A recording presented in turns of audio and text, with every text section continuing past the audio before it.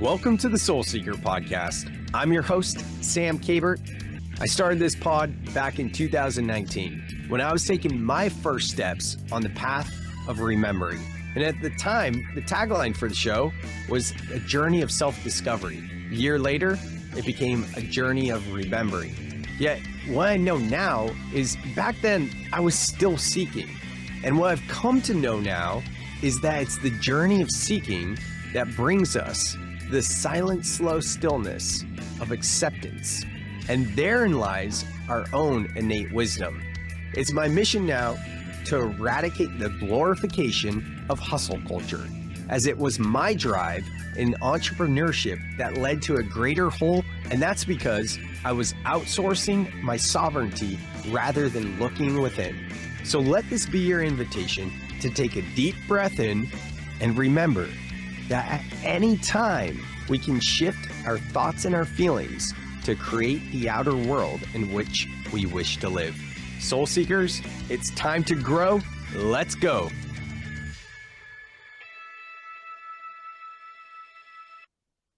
What up, fam, and welcome back to another episode of the Soul Seeker podcast. I am your host, as always, Sam Kabert, to guide you in this journey of acceptance. You know, this podcast started about 6 years ago, and the initial tagline was a journey of self-discovery. A couple of years later, it was a journey of remembering, and now it's about acceptance. And so much of that is going to be what we're talking about in this episode today with my friend, Staci Gray. Staci and I met a few months ago, summer of 2024 at a business event.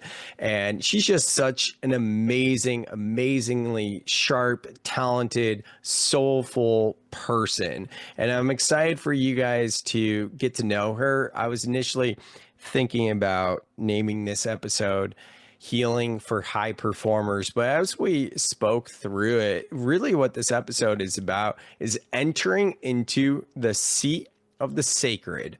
And so often we can be in the seat of the scared. But if you recategorize, or if you jumble those words and those letters in scared, it becomes sacred. So can we move from the seat of the scared into the seat of the sacred? And I think that is just so beautifully said. And that's what we talk about in this episode. Staci is a bad, I like to say apple to keep it PC. She is a bad apple entrepreneur who has previously helped 36 businesses scale in 36 months for a total of $300 million. She helps businesses scale straight up, and being on the spiritual path has been a long time for her. Since she was a little girl, pretty much she's felt connected to her higher self, if you will. And in the past 10 years, give or take, she's really gone deep into the depths of her psyche. And it's amazing to see how she shows up, because she has such a wide network of high performers that are just crushing in business. And she's a shining light that shows them how to connect with their inner worlds, how to connect to their own divinity, have faith, and allow for space and grace for grief and all of the other emotions that many high performers, frankly, just don't want to feel. So I know you're going to love this episode with my friend, Staci Gray. If you're new to the podcast, please consider subscribing, rating, and reviewing. It helps the show to grow. If you'd like to go deeper with me, the best way to go deeper with me is to join the free Breath Club. The Breath Club is my online community where I teach you how to regulate your nervous system in real time so that you can process emotions in as little as 90 seconds. It's literally called the 90-second rule. Science teaches us that we can process emotions in as little as 90 seconds because of the physiological response that happens to the body. Yet if we don't allow ourselves to feel those emotions, they get stuck and stored in the body. If you're ever been curious about breath work, then I invite you to join the Breath Club. It's completely free. There's an online course, pre-record breathwork exercises, online community, and we meet every week on Zoom for connection calls where not only are we sharing and connecting with each other, but I guide people through breathwork exercises. So if that's of interest to you, go to the show notes and join the Breath Club.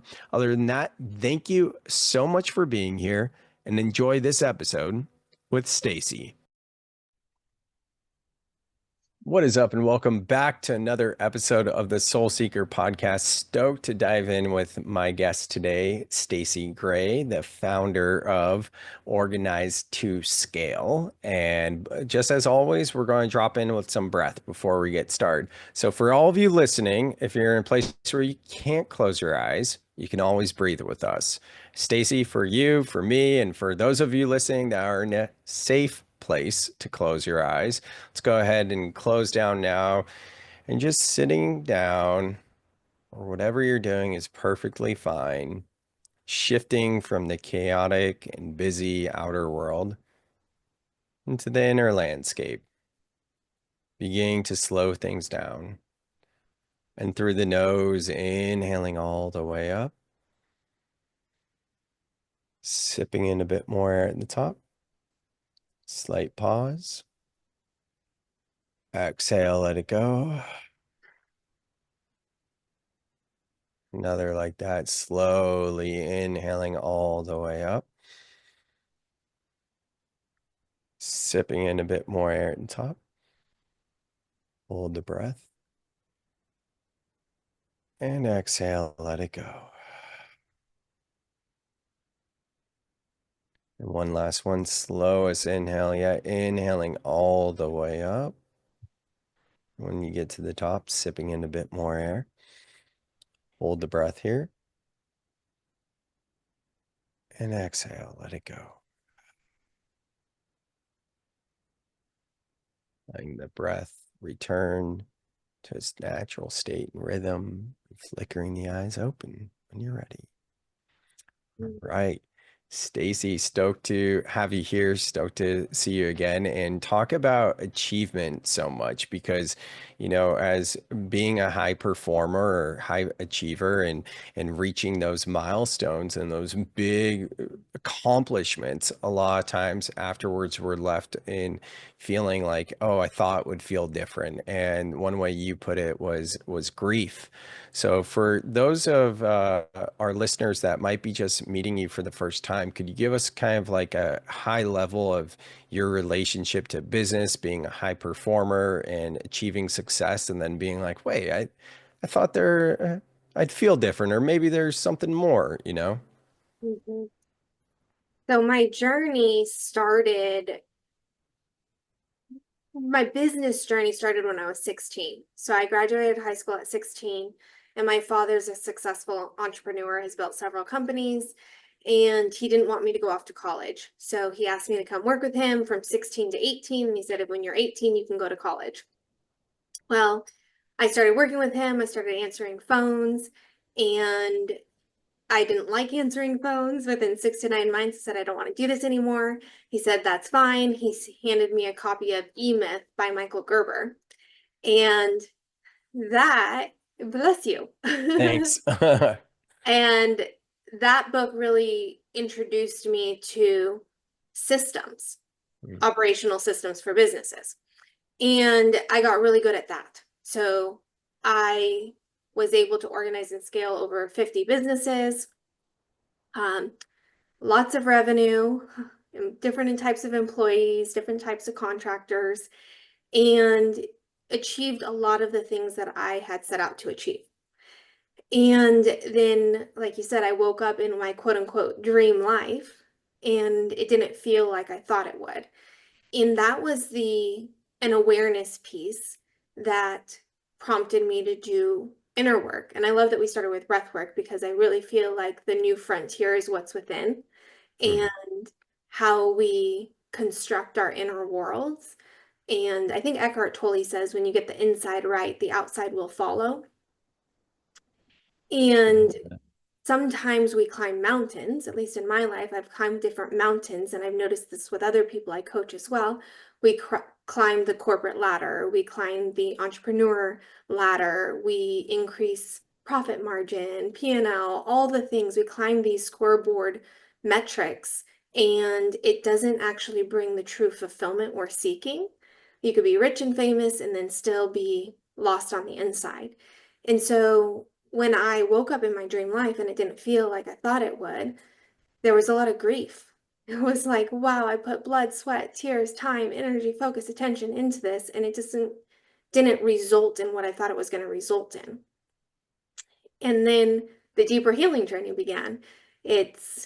I like to think of our worlds as two worlds. Like many times when we set out to build businesses, we want to create freedom. And we think of it in terms of time freedom, location freedom, financial freedom. And we oftentimes can achieve that. And especially with the way technology is now, and Google and ChatGPT and all the technology that's available to us, many people are reaching that point where they've achieved what they wanted: time freedom, financial freedom, geographic freedom, yet they don't have the eyes closed freedoms, the joy, the love, the peace, the connection. And that's what happened to me too, as I sacrificed my eyes closed freedoms for my eyes open freedoms. And what I have come to learn is that it's the integration of both that really does create freedom. Absolutely. That resonates so much. So many things you said right there. And the integration of both the inner world, the outer world, yin, yang, feminine, masculine, I think of it as soul and life, and how can we integrate those two on a daily basis? And just looking at everything from a perspective of, I know we've talked about this before, soul life balance or soul life harmony, but the idea of feminine, masculine, inner world, outer world, and as you put it so eloquently as you do, with eyes open and eyes closed, it's such a great way to really think about it. And one of the things you said really struck me, and I'm not sure if I've heard you say this before or I've heard it before, but the new frontier is within. Tell us about that. It's interesting. And I don't know if I coined that or if I read it in a book. So if it's credited to Sounds somebody, great. it can be Like credited. we hear like the next great frontier, right? It's not something I've heard in a while, but I feel like I'm going back to middle school and feeling like, like the Donner Party making their way out here, just like the Great Frontier, the movie. What is it with Leonardo DiCaprio, like The Reverend or something like Yeah. that? Yeah, Yeah, we're yeah, pioneering something. yeah. Yeah, for me, what it means is I think that a lot of what I've experienced is climbing the mountain of something external. So I want to achieve X in revenue, or I want to travel the world, or I want to collect all of these material things. And, or I want to expand, like it's a divide and conquer feeling, and it's like an eyes open thing that we do. And whether it's traveling and discovering new parts of land or hiking trails or doing things like that. And what I have realized for myself is that the inner world, my inner world, how I construct my perception, my lens on life, has more of an impact on what I choose to bring into my outer world. And I think for me, the new frontier is getting to a place of inner congruence, to getting to a place of alignment. And alignment isn't just, for me personally, that feeling of eternal peace. It's the feeling of knowing who I am, what I stand for, my values, and how I want to serve in the world is all congruent. So what I think and my behaviors and then how I'm embodying it is in alignment with what I'm actually bringing into action and fruition in my materialistic world.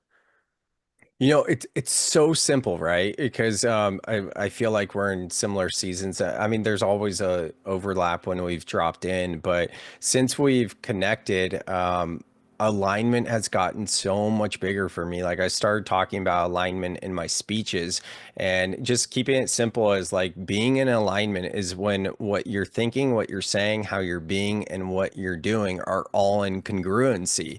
Mhm. And for me, like I've been prioritizing that in my own life, being like, let me just simplify things, and like, am I being in alignment? Whereas I've thought about alignment a lot in the past, but just really keeping that definition simple, like thinking, saying, being, doing, are these things matching? And if they're not matching, then that's going to highlight and show me where I'm out of alignment so I can get back onto alignment. Then boom, things start to open up again, right?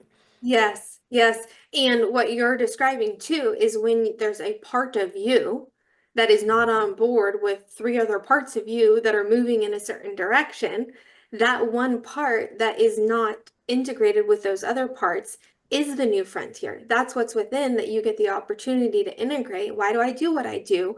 Why is a part of me feeling this way? And why is the other part of me actioning this? Like this doesn't feel in alignment.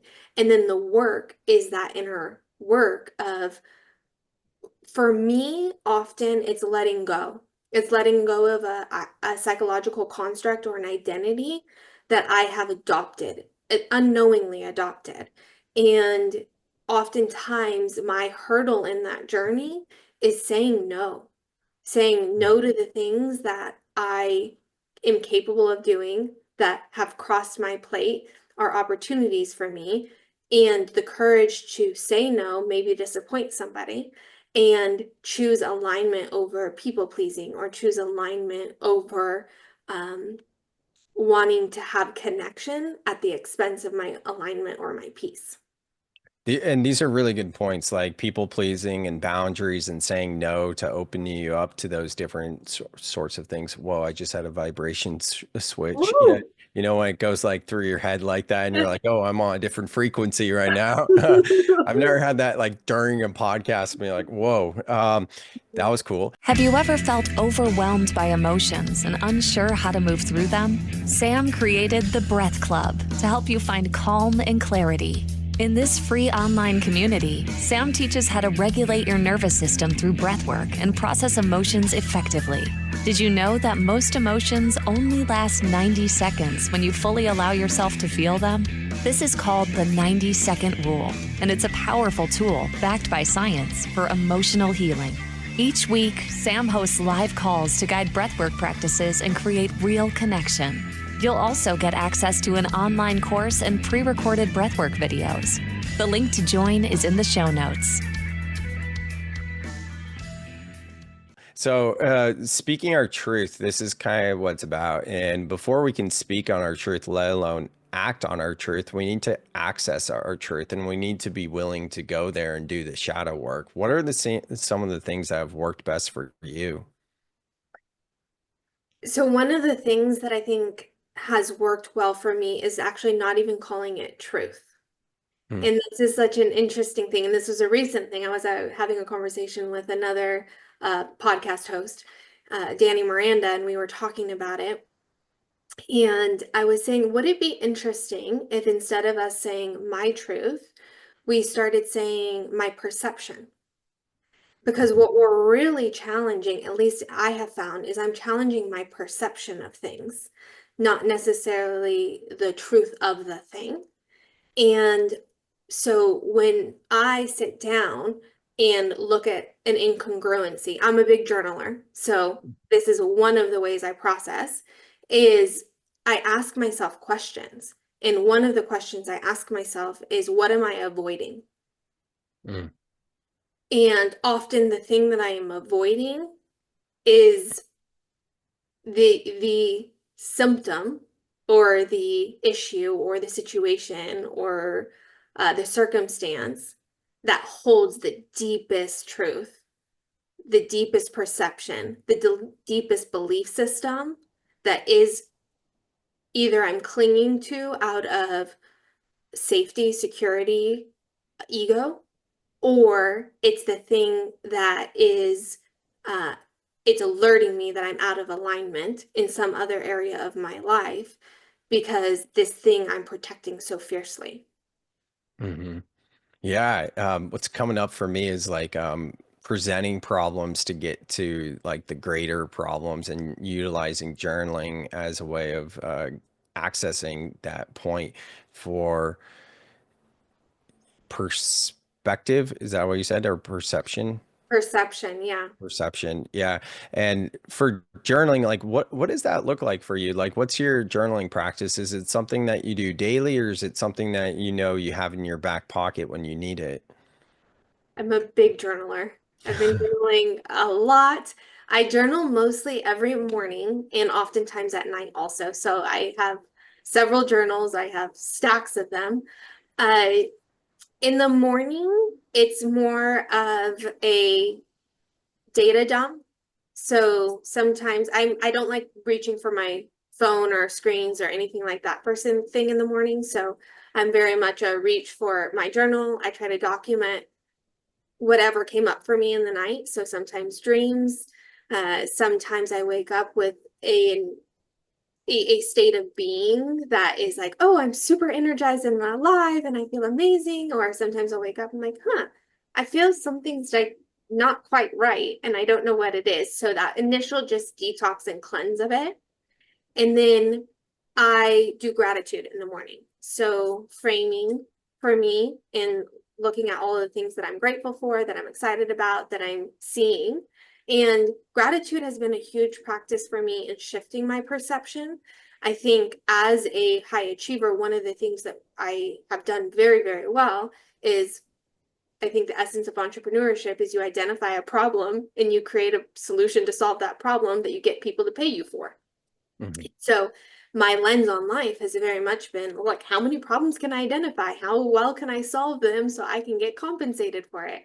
And so shifting to a more gratitude focus has been super helpful with aligning my energy towards calling out the things that are good around me versus calling out the things that I feel like are not right around me. Real quick on that. So, are you saying, if I'm hearing you correctly, given your background of being an entrepreneur and looking for an opportunity, do you feel like that bleeds into other areas of your life slash your psyche, that looking for an opportunity means that you're actually looking for problems? Is that what you're saying?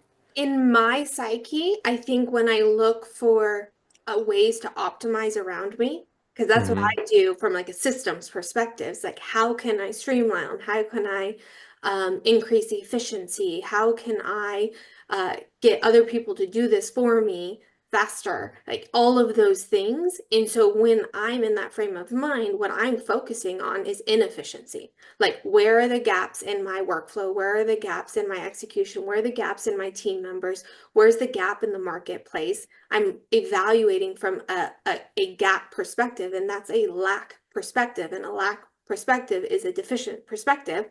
And therefore, I'm not looking at it in a sense of, um, oh, I'm so grateful this is happening. I'm looking at it as the more like, okay, this is happening. Now I'm going to do X, Y, and Z to solve it. And this is how I'm going to execute and materialize it.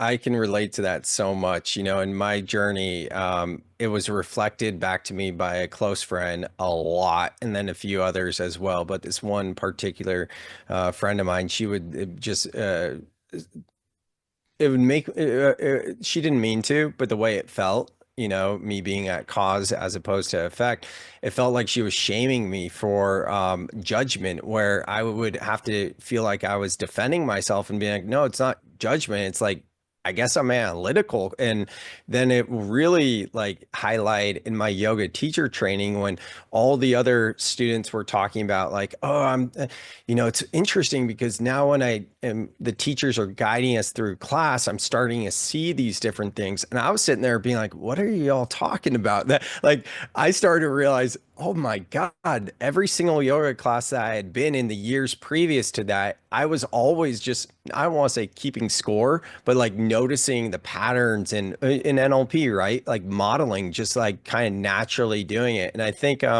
we share that kind of perspective on life. And I've noticed how it's been a detriment to your point, but speaking of parts work and things like that, I've also shunned that part away from me and I've had to work to bring it back, you know? Yeah, I like to think of it as two sides of the coin.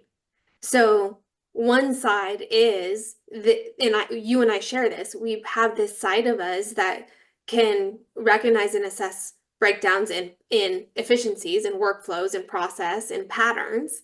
And then we have this skill set to create a solution to solve it. And then we get compensated for it. And so that from an eyes open perspective has been very fruitful for me. And it's created time, money, financial, all the things. And but if we're talking with both sides of the coin, there's also this eyes closed side of me that really enjoys to operate in a space of gratitude and joy and being content. And this frame of if it happened, it was supposed to happen. Like I'm right where I'm supposed to be. I'm supposed to be having this conversation with you. Everyone who's listening is supposed to be listening to this conversation. I was supposed to build the businesses I did. I was supposed to make the mistakes I made. I was supposed to cope the way I coped. I was supposed to do all of it. And I can look at it in two frames. So gratitude has helped me introduce the frame of this is happening for me. I'm not supposed to make this anything other than what it is. And I can see how now I can integrate this into my life in some other way. And Mhm. so gratitude has been huge. I often, sometimes I've looked at things from the lens of, oh no, this is terrible. I need to solve it. Like, how did this even happen? And then on the other hand, hindsight can show like, wow, that happening was the best redirect of my life. Like, if Mhm. I had not been redirected in this way, I wouldn't be experiencing this now. And so gratitude has facilitated that perception shift in me. 100%. That's such a great point. I love just bringing the spirituality into it, and everything's supposed to happen that way. And I'm speaking of sides. I'm also calling another part of myself back in where I was so like I don't want to say cognizant. I was hypersensitive almost to not be spiritually bypassing because that I see so many people being in deep spiritual circles, medicine communities, things like that, where it's like all is love and light and all is perfect. And it's like, yes, and both are true. But from a business perspective, I'm not sure if I've shared this story with you, but you'll appreciate it. And hopefully the listeners will as well. When I was building my company, Swagworks, my first company, really, my branded merchandise company, I had just launched the podcast. It was taking off, a different one back in 2017. And it was small, I had one employee and then a second employee. Long story short, I had to let go of the second employee.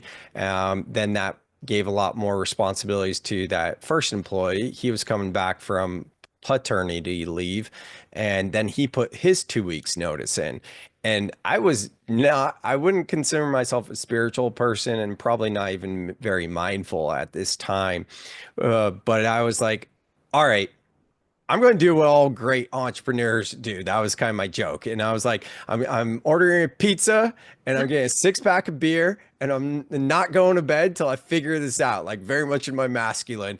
But it's funny just hearing you speak because even back then I had like that wherewithal of being like, okay, this is happening for me. How am I going to move forward versus just be stuck in that victim mentality, you know? Yeah. Yeah. And I think we give our power away. I Mm, think a telltale sign of giving your power away is complaining or blaming.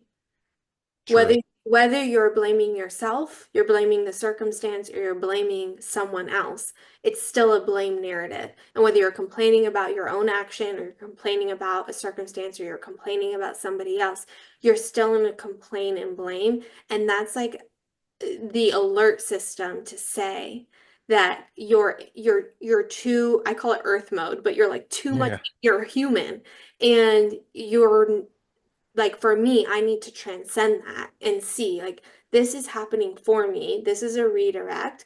if I can get to a place of alignment and peace and get into my subconscious, I have the answers. And once I can get into that seat of the sacred instead of the seat of the scared, then I can take aligned action quickly. And it's surprising to me, although I don't know why it's surprising. I shouldn't really be surprised. But when we are in that seat of the observer, the sacred seat, the transcendent seat, I call it ethereal eyes. When you have your ethereal eyes, you are more detached, like you are curious, and you can approach the circumstance with, oh, okay, this is happening, and this is happening for me, and what is being divinely guided right now, that I am not in control, like somebody else is in control that wants this to transpire this way. This is not off course. And a big, huge lesson for me was this. I had built 36 businesses in 36 months that raised 300 million, and then half of it was for a Ponzi scheme. And I was devastated. And I didn't know how to handle it. I didn't know what to do. It was something that was unsolvable. Like, I can't solve this. Can't eat pizza and have a six pack and stay up until 2 a.m. and resolve this. Like, there was no chance that was happening. And I had to realize that for me, the most important thing was, I think I had so focused on process that I had got less focused on people. And I think that's easy to do as high achievers because we know what needles to pull to move it. And sometimes we sacrifice our own person, our own human, but also the people around us. And so getting to a place where, like, this was a redirect, this was supposed to happen, this is happening for me, I'm being called up to something different, and I'm supposed to transcend this and integrate this and rebuild something that is completely different than what I had imagined. When that started transpiring, people that didn't even know I was planting seeds with ended up being like, hey, I want to partner with you. Let's do a JV. I want to go on this direction. And that wasn't even in my sphere of awareness at the time. I was thinking, I'm just building, I'm doing what I'm doing. And now God, universe, source, whatever you want to call it, brought me all of these collaborators that were being lined up in my last 20 years of history and business that I didn't even know was being lined up for this moment. Yeah, that's such a beautiful experience, and I appreciate you sharing that because that's gonna help so many people because so often we are just stuck, and we tell ourselves that we're stuck and we aren't seeing the bigger picture. And when we can kind of find ways to accept and to surrender, and from a business perspective, what we're talking about here is compassionate leadership, seeing the humanity in one another versus just a simple bottom line, which I would love to get into some more things around that in hustle culture and, being a high performer or high achiever and actually going about like a healing journey. But before we do, I just want to highlight a few things. Staci just mentioned a few minutes ago, from the seat of the sacred as opposed to seat of the scared. I want to make sure we said that again because you said that real fast, and I was like, let me write that down real quick. And then as I wrote that down, I was like, oh, sacred and scared are the same word. It's just jumbled. I didn't realize that. Yes. So I have a beach cottage, and I was walking the front road. My beach cottage is on the second street back, and I was walking the front road, and I remember walking, and before I had the beach cottage, I had stayed on the front row and walking that beach to a coffee shop. And I walked a whole mile and I was like, gosh, there's no coffee shop. That's so weird. So I walked back and everything. Now I have the beach cottage. I was one street off. Literally, had I just went one block back, all the coffee shops, all downtown, all the little things were right there. And when I got the download for a scared versus sacred, I remember thinking, oh my gosh, we're only one street off. Like, we think when we are white knuckling our way through life that we are so off course. Like, oh my gosh, I got to change my whole business. I need a new relationship. I need to move cities. I need to start over. Like there's this mentality of like clean slate. And oftentimes that's not even true. It's not even real. It's almost like we just have to change our lens from one street over and or integrate the two sides of the coin from seeing everything as a problem to seeing everything as gratitude and it's happening for you and it's only just a perception shift that could happen in 2 seconds or two breath works. If you're looking for a powerful and transformative experience for your next event, consider bringing in Sam Kabert as a keynote speaker. Sam's message of soul-life balance and his expertise in mental health and mindfulness resonate deeply with audiences. He not only inspires with his story, but also offers practical tools like breathwork to help attendees regulate their emotions and reconnect with themselves. You can even have Sam lead a guided breathwork journey, creating a truly unforgettable experience. To learn more or book Sam for your event, check out the link in the show notes to book a call with Sam now. You know? I love it. Yeah, no, it's so true. And one street over, I'm gonna remember that. I don't usually get flashes, but I got a flash just now of that like cartoon of the miner that's digging for gold, and then he gives up, and it shows the gold was right where he gave up at. Yes. Yeah, I love that. And just one street over. Another thing I wanted to highlight as well was I forget what you said specifically, but you're like surprising but not surprising, right? Or something along those lines. One empowering thing that has really helped me on my spiritual journey has been reframing crazy to wild, because a lot of times like with synchronicities or whatever, we'll be like, oh, that's crazy, you know. And I got so turned off by that back in like 2019 when I first started to go deep into this work, and I started to just say wild. And then I noticed the more I said wild, other people were saying wild, because it's kind of like a perspective shift and you're getting it mirrored back to you. And then a buddy introduced me to the concept of course last year. So making the transition from crazy, which is like, you know, pushing it away, not embracing, also self-gaslighting yourself, to wild, like, isn't that interesting, you know, which is more of an embrace.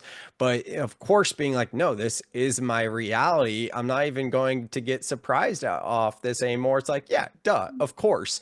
And making that shift, jumping from crazy to wild to of course, or if you're someone listening right now that's in that kind of crazy mentality, skip wild. And I think Staci and I would both just encourage you to go straight to of course, right? Yeah. Uh, universe, God, source, whatever you want to call it, has got you. It's got you. And when you start, for me, I think this is a hurdle for a lot of high achievers, and maybe you can speak to this as well, is when we are high achievers, we're highly capable.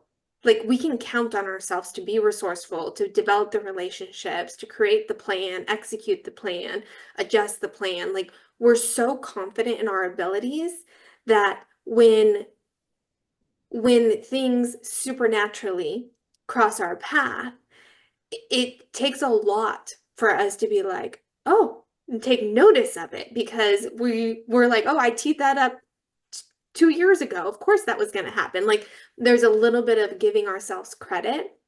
And then I think, for me at least, once I've had climbed high mountains and had low valleys, it and things that I know was not in my mind to orchestrate. Like I did not plan one of my business partners that I was coaching in EO 2 years ago that is now my 50-50 partner, and we were already 6 figures into 30 days, you know? Like I didn't know that was going to happen. And that I can look at and say, of course the universe had my back. Of course, God was lining that up. And I think it took, for me personally, it took almost these abundant supernatural things to get me to be like, okay, something else is going on here. Like, this is not just, I didn't orchestrate this. And then that almost like a falling in love process with the synchronicities. I don't know if that's happened for you, where it's just like, I don't know what's coming around the next corner, but I know something's coming around the next corner, and I just can't wait because it's going to be like Christmas morning every time. I love that. Yeah, that's really cool. Yeah, for me, anytime I feel into like my spirituality and like if I feel disconnected, when I feel disconnected, because I do from times, this year I felt disconnected quite a bit from my spirituality, and I've been experiencing a lot more depression this year than I would have imagined. But like I just went through this exercise recently, kind of working on intention setting in all 6 areas of life, spirituality being one of them. And the first thing that comes through for me, like how and what I desire, is to feel synchronicities on a daily basis. And when I'm in flow, like I think most people that know me or my friends would be like, yeah, you have a ton of synchronicities. And not to compare to other people, like, I mean, it, it's always happening. Yeah, I'm in love with them. That's how I feel most connected. And that's my reminder, and evidence proof, my convincer, if you will. So when I don't have them, it kind of can be easier to slip into that cycle. And that's where old patterns come in, and any still remnants that need to go away. But in regard to what we're talking about, synchronicities, really thinking about being in flow, if you will. For flow is interesting because there's like different definitions of flow, and we could think of flow like from a business perspective or a creative perspective of like a flow state. Then I mean, they're kind of intertwined, but then like being in flow with the universe, right? And I feel like the creative state is very directly tied to that. Anyways, though, talking about high performers, high achievers, and their healing journey, what do you think people that are just making the shift from personal development to spiritual or soul development need to know most? Because there's a huge distinction when you start to get into this line of work that goes so much deeper than just personal development. What came through is that you can't get it wrong. I think in personal development, I grew up going to Jim Rohn, Zig Ziglar, Brian Tracy, Bob Proctor, reading all the books, studying, listening, all of that. And it's my experience with that was very much I'm in control. Mhm. I'm in control of my development. My sister asked me when I was going through a spiritual awakening, she said, could you trust that you're being developed even if you're not developing yourself? I love that. Hmm. And I think the shift from personal development to a spiritual awakening, one is self-led and one is God-led. Mhm. And so you can't get it wrong. And it's a surrendering, it's a letting go, it's a trusting. And this is kind of we can't force, we can gently guide, right? But in your experience, or do you see a lot of people like either in your previous career and life that are getting into this work, or are you kind of working or exposed to people that are like on the verge, kind of like, should I make this? Like, they're kind of like dipping their toes in the water, but they're not unsure. Or are you more around people that are like, no, fully committed? All of it.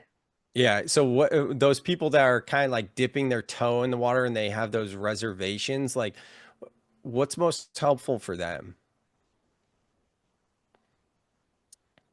I'm recalling several people, but one person in particular, a high achiever, successful entrepreneur, um, multi seven-figure business. I think what I have witnessed facilitate a letting go, a surrendering, almost a submission to the process is space and grace. Mm. And again, having been a high achiever, I have a motto at Organize to Scale. If it's not on the calendar, it doesn't exist. I have, throughout my life had things dialed to the minute, programmed my breath work so I can make my transition, so I could drop in and be ready for the next whoever I needed to show up as, be on camera, be on stage, all those things. And that was me controlling everything. And I think in a way that's what we do as high achievers is do that. And something I had to give myself was space and grace. Like I had to create cushion, I had to create margin, I had to create capacity within my schedule, within the tabs in my brain that were open, in my relationships, in where I invested my time, attention, money, focus, all of it. I had to create space, I had to create margin. And then I have to create grace. And grace is one of my favorite words. I say my 3 mottos for life are grace, gratitude, and grit. Oh, And geez. all G's. Staci Gray. Exactly. But grace is something we can't, it's hard to address hard truths unless it's in a container of grace. Mm-hmm. And so thinking of this particular entrepreneur, his ability to see himself, see how he's showing up as a leader, see the influences that are creating his outer reality. The only way for him to begin to look at it is for there to be space for him to calm down into his nervous system enough to actually feel the gravity or the brevity of what is going on for him. And then the grace to say, you're not getting anything wrong. Everything you're doing is how it's supposed to be, and you're doing nothing wrong. Mm-hmm. And I love that you are waking up to, hey, maybe you want to do it differently. And guess what? You get to experiment with that. You get to try on, like this is a female analogy, but you get to try on all the little black dresses and you get to see what actually feels most aligned for you. And we can test out some things operationally. We can test out some things with breath work. We can test out some things with how you construct your schedule. We can test out some things with the environments and communities and coaches and mentors that you're a part of. But you get to tap into yourself and begin trusting your inner knowing again. And the only way for him to be able to do that, and this is what happened for me too, is for someone to create the space and grace and hold that container for me to go through the evolution. And then me, I joke, baby giraffe legs, like you're going through and you're like, oh my gosh, I got baby giraffe legs. And then you're like, okay, getting my legs under me. I can walk. Okay, I want to maybe start running. Like, and then it's a journey. And there's just no shame in it and you can't get it wrong. I love that. Yeah, and baby giraffe legs is so true. And I remember when I had my baby giraffe legs, I don't think I still do, but very much like in thick of the lockdowns, being in Fit for Service, the mastermind fellowship, and Zoom calls and experiential events, healing ceremonies, all the things. And I remember trying to be like a good spiritual person. Like I wasn't telling myself that, but I was telling myself that on a subconscious level because I would be like, all right, going to get my meditation, my breath work, my journaling, my prayer, it was like check, check, check, check. And I remember having this epiphany one day that I was like, man, I'm trying to be and I'm doing my way to being. Like I'm literally masculine my way through trying to get into the feminine. And that was one of the things that I don't really talk about as much anymore, but I talked about that so much, especially when I do psychedelic integration for entrepreneurs and business professionals that are, or most people that are just used to being in the masculine, is like, it's not about doing these things to check it off the list, because then you're just doing another thing. It's about being curious and getting an idea of which of these things helps you to feel a certain way so you know when to call it in. Like for you, you already mentioned journaling so big. Like for me, breath work is. Journaling's big for me too. I've written 6 books and I love to write, and it can be so challenging for me to write for me, as opposed to be like, oh no, this is being shared like publicly. But I know I get so much out of journaling. And for these high performers that are like dipping their toes in the water, one thing that seems interesting is like supplements. It's like, it's almost like nootropics are like a gateway into this stuff, like specifically Magic Mind. Have you heard of Magic Mind? No, I have not tried it. It's this tiny little shot of no alcohol, but it's kind of like a little shot. It's this green juice, and it's got lion's mane in it. I believe Oh, ashwagandha, a bunch of the B vitamins, and all these things that help with cognition. It's a nootropic, and they used to be a sponsor of the podcast a couple of years ago, and they're back now. So I'm super stoked. So if you or anyone listening wants to try Magic Mind, go to the show notes so you can get 20% off. Like, I love this stuff. And I will say, when I started working with nootropics, like that definitely seems to be like that is almost like a perfect little segue, just like ice baths. And mhm. now it seems like even breath work is coming into business communities to help people to go from personal development to soul development. It's just becoming a lot more normalized, Mhm. which In is, yeah, in cool. our business three, so we do 3 days with people and business consulting and helping them set up their business operations and systems. And in them, I do breath work. And Oh, that was an nice. introduction that got in the beginning of, well, we're in the end of 2024, but the beginning of 2024. So for this whole last year, I started introducing it. And what's so funny is I got introduced to breath work maybe 15 2018, years right? Oh, okay. a while ago, long before that. So, so I was doing breath work and I was doing meditation and I was into that and all the supplementation. So I had digestive issues when I was younger. And so I got into herbs and juicing and when I was 10 years old. Yeah. Um, and different, sage and all the things, the woo-woo stuff that my parents at the time were like, "What are you doing? You're going crazy." And now come full circle, it's like this is a thing.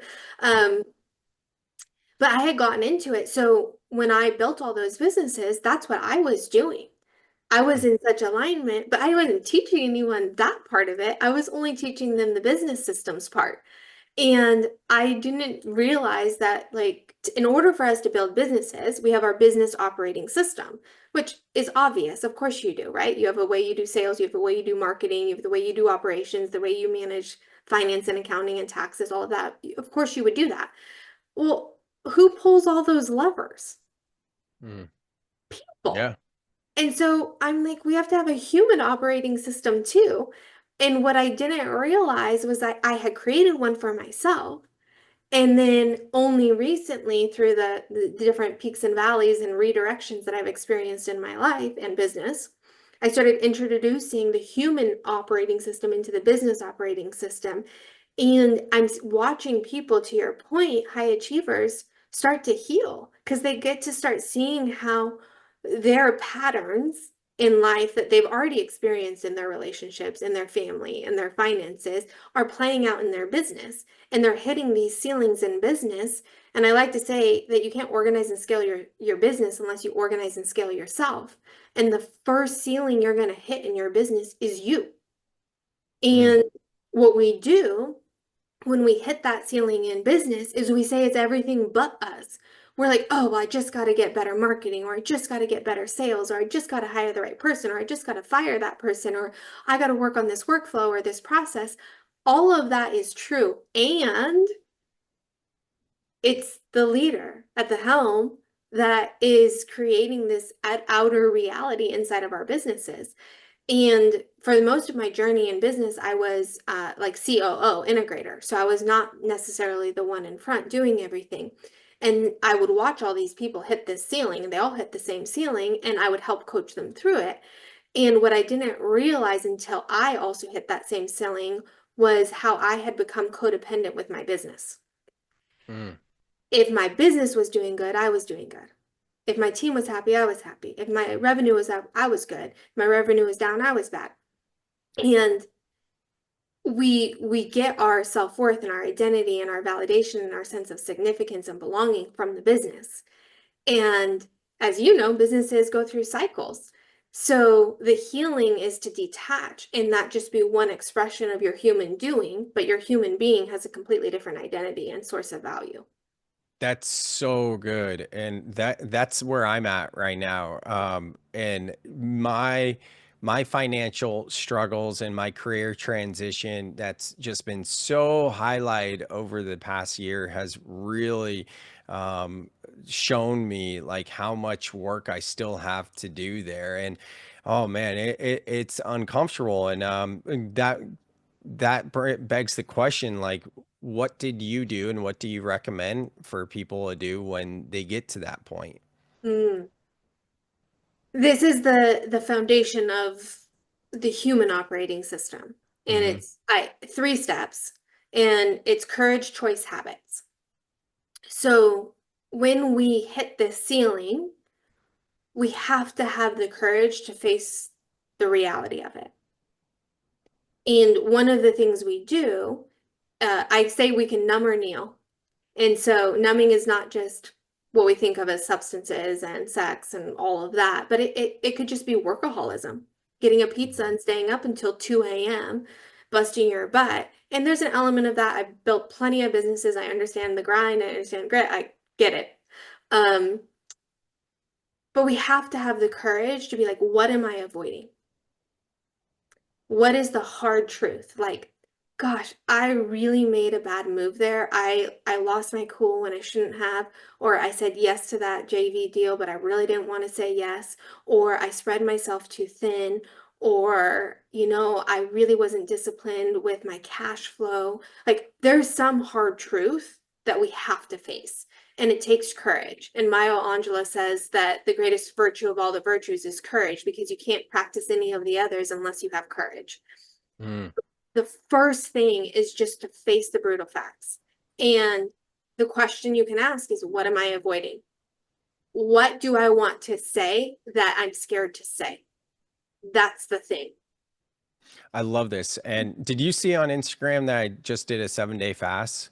No, I Yeah, didn't. yeah. So I just wrapped it up last week. It was with enzymes. So, I was still feeding my body, but I didn't ingest anything for 7 days other than that. And for about a year and a half now, I would say I've been going through sitting with these deeper questions and entering plant medicine ceremonies with these intentions and just doing a variety of work, hypnosis included, NLP.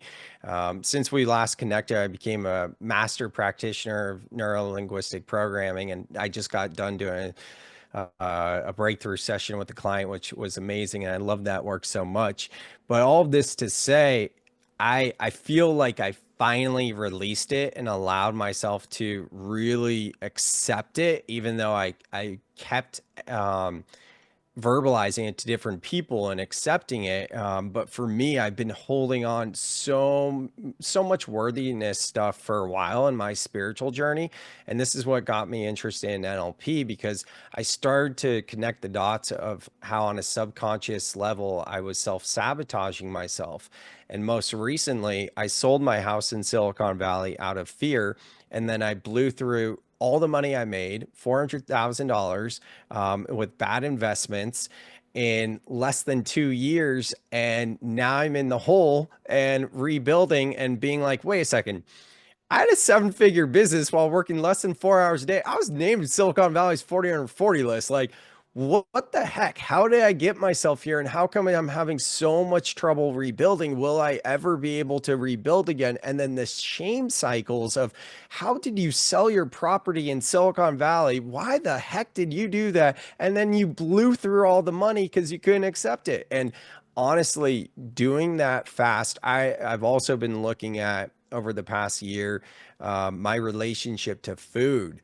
And I would start to really be able to discern the difference of my hunger being like, I wasn't hungry like once during that whole fast. The only time I was hungry was mentally, because my body wasn't hungry because of the enzymes, and it was moving through mucoid plaque in the intestines and releasing gallstones and things like that. So really, like, having that conversation with myself and a few others as well, and even having the courage now to even verbalize that publicly on the podcast, like, I feel like a huge weight has been off me that I've been carrying for at least a year and a half, maybe a couple or few years. I love what you said about the self-worth side of it, because that is really where the work is, especially for high achievers, because we tend to be highly confident, but we're confident in our abilities. But the seat that we are creating from is either the scared seat or the sacred seat, and that has to do with self-worth. Right. And so when you are asking yourself, what am I avoiding? And what do I want to tell you that I'm too afraid to tell you? Then once that comes out, what you got to in your fast is the next question, which is, what am I making it mean about who I am? Yes. Because when we make it mean that we are an idiot, we're a failure, we're not strategic, we are poor with money, that we're not diligent, we're not good stewards, we're not smart, all of these things, we are, especially now that you just did NLP, we're shaping our belief systems and we're shaping our identity. And then that's where our come from. That's what we're creating from. So, of course, it would be hard to rebuild because your identity is not someone that could rebuild. Mm-hmm. And so, when we can get to the seat of the sacred and be like, oh, that was just a game, I was just playing. Okay, 400,000 up, 400,000 down. Okay, wow. Next time, I don't think I'm going to play that way. And then Yeah. it's like you activate this other side of you that's like, all right, how do we want to play this go around? And it becomes an enjoyable thing versus a white knuckling it. What if I make the same mistake again? I don't trust you. You don't trust yourself. Mm-hmm. And so that's where the next part comes in, which is the choice. And you get to choose what you think about. You get to choose the promises that you make to yourself, and you get to choose how you follow through. And that then leads all into making those choices of what they are. And then the third thing is habits. They become something that you do ritualistically. It's a routine. And for me, when the staying power for me, and I think it's probably true of a lot of people, is connection. I'm doing it with you. Like we're in it together. And whether it's a workout buddy or a book study partner or a business partner or just one of my girlfriends who wants to be an accountability partner with me on one of the things that we're working on, it gives you that joy factor because I think you've probably seen this online too. It's a photo and it says something along the lines of your stomach isn't hungry, your soul is. That's good. And when you were fasting and you said my body was fine, and but the language of the soul is connection. Mm. And we live behind Zoom and we live behind screens and we're so disconnected. We're disconnected from source and we're disconnected from each other. And so for me, implementing habits with other people creates a lot more staying power for me. I used to think I was weak, like, oh wow, you can't do it on your own. That's like that wounded masculine in me. Yeah. And then I started realizing, okay, well, I can do it on my own. I've clearly proven that. And I don't want to. I want to do it with other people. I want to collaborate. I want to connect. I want to have meaning beyond just, logic, data, input, output. Like I want there to be joy in the journey. And I think for me, that comes through human connection. Mm. I totally agree, and that makes me think of your conversations at the dinner table. And there's so much more we can go. I've recently updated the show to be on Dream Visions Network, radio syndication, and now, fortunately, I'm limited to an hour, whereas before I would do potentially an hour and a half, as long as that. But yeah, for the sake of time, we are going to wrap up here. So I would say, just in general, this has been such a stimulating conversation. Thank you very much, Staci. And for anyone listening that wants to go deeper, I encourage you to connect with Staci.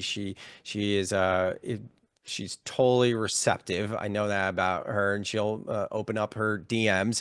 And you can check out her podcast as well, The Rooted Founder, which will be in the show notes. And maybe you'll feel called to connect with her further. But Staci, just want to thank you and honor you so much. I appreciate you taking the time out to share your wisdom with us on the pod here. Thank you for having me on and creating a platform where soul seekers and high achievers can connect together. Oh, I love that. Well said. Thanks so much. Thank you so much for listening to the end. I hope you got so much out of this and you enjoyed this podcast just as much as I enjoyed reconnecting with Staci.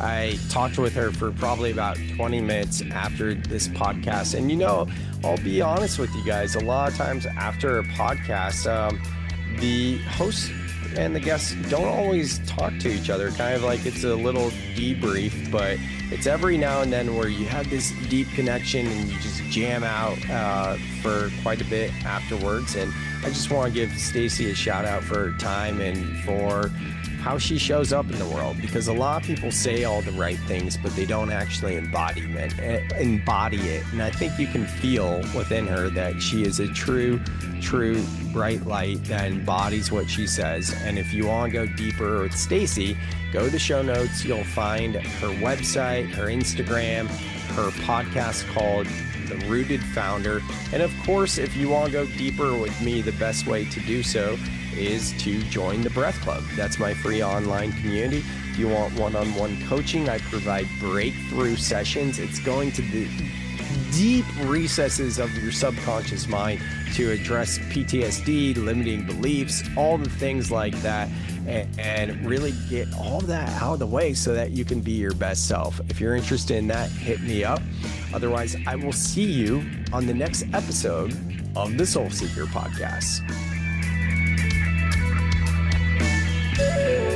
This is Dream Vision 7 Radio Network, uniting mankind with universal love.